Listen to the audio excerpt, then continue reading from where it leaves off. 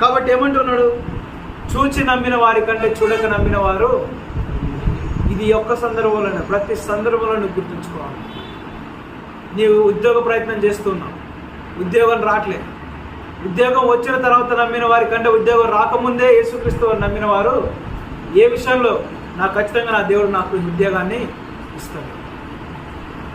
నేను exam fail అయినా, exam రాస్తూ ఉన్నా, బ్యాక్లాగ్స్ ఉన్నాయి, రాసి పాస్ అయినాక నమ్మిన వారి కంటే రాయకముందే దేవునిపై నమ్మకం ఉంచి రాసేవారు ధన్యులు.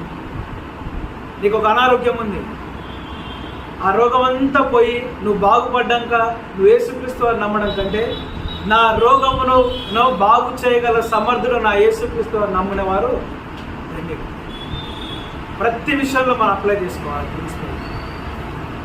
కాబట్టి ఏమంటూ ఉన్నాడు? చూడక నమ్మిన వారు ధన్యులు.